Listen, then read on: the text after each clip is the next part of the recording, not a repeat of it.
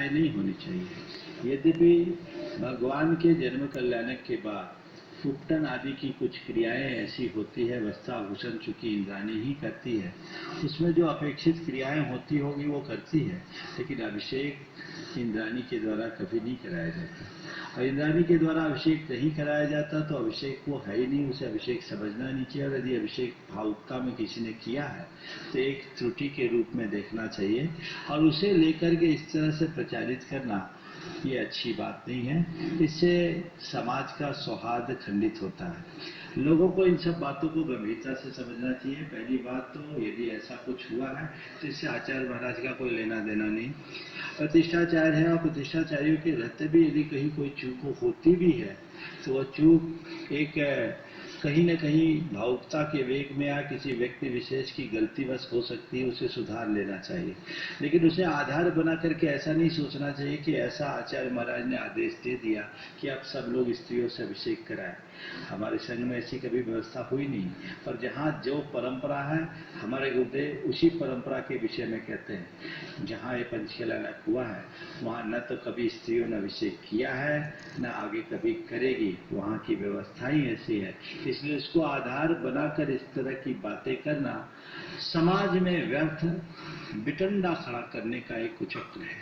जो लोग ऐसा कह रहे हैं, मुझे भी बताया गया व्हाट्सएप में कैसी ऐसी बातें कही गई। आचार्य महाराज ने 15 सूत्री कार्यक्रम, आचार्य महाराज ने हम जैसे मुनियों को भी निर्देश दिया है।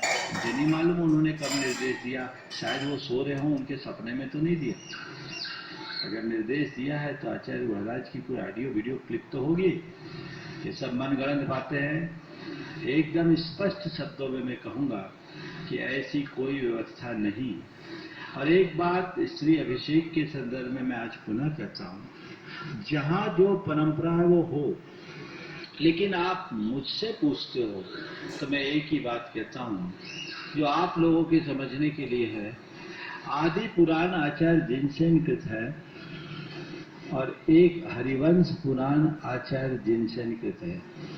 आदि पुराण के कर्ता मूल संघ के आचार्य जिनसेन है, और हरिवंश पुराण के कर्ता पुन्नाट संघी, जिसे काष्ठा संघ का उपभेद कहा जाता है, उसके आचार्य जिनसेन है। दोनों आचार्यों ने भगवान ऋषभदेव के जन्माभिषेक का उल्लेख किया, और दोनों ने जो कथन किया उस कथन में अंतर दिखता है। आचार्य आदि पुराण के कर्ता आचार्य जिनसेन जब भगवान ऋषभदेव का जन्माभिषेक का वर्णन करते हैं तो वहाँ वो लिखते हैं कि सौधन इंद्र ने और दूसरी ओर से ईशान इंद्र ने भगवान का अभिषेक किया।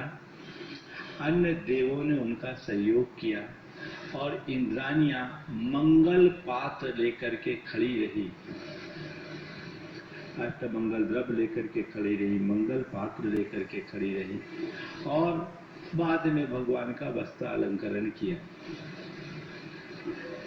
यही बात जब हम हरिवंश पुराण में देखते हैं तो उसी दृश्य में हरिवंश पुराण के कर्ता ने लिख दिया, देवों और देवियों ने भगवान का अभिषेक किया।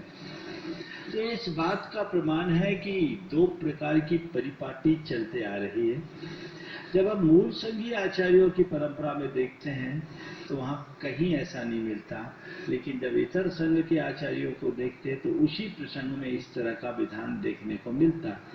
तो हमें इन सब बातों को देखना चाहिए, इन बातों को लेकर के विवाद में नहीं उलझना चाहिए। मूल संघ के किसी भी आचार्य ने अपने किसी भी मूल ग्रंथ में स्त्री अभिषेक के समर्थन विषय कोई बात नहीं की। इसी बात को आचार्य पूज्यपाद ने अपने नंदीश्वर भक्ति में लिखा है। भेदे नवर्णना का सौधर्म स्नपन काल कर तुमापन्न परिचारक भाव मिता से सिंदारुंद तंद निर्मरियस मंगल पात्रानि पुनः तद्देभ्यो विभ्रतिष्ण शुभ्र गुणाढ्य अप्सर सु नर्तक्य शेष सुराक्त लोकना व्यग्रदय। मैं वेद से क्या वर्णन करूं। सौधर्म ने अभिषेक किया और शेष इंद्रों ने उनके परिचारक भाव को प्राप्त किया। उनकी देवियां मंगल पात्रानि पुनः तद्देव्यो बिभ्रतिस्म शुभ गुणाढ्या, शुभ गुणों को धारण करने वाली उनकी देवियां मंगल पात्र धारण करती थी और अप्सराएं नृत्य करती थी। शेष देवता लोग उस अभिषेक को देखते। तो इस बात का प्रमाण है, इसलिए इनको लेकर के खींचातानी कतई उचित नहीं। और इस बात को लेकर समाज में बताना, आचार्य महाराज ने स्त्री अभिषेक का समर्थन कर दिया, संघों में ऐसा कर दिया, हम लोगों का भी नामोल्लेख है। पता नहीं उनसे आचार्य महाराज ने कहाँ कहा, उनके कान में कहा या सपने में कहा।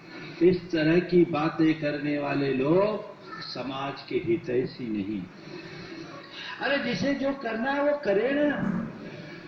ऐसा कह करके वे कहना क्या चाह रहे हैं?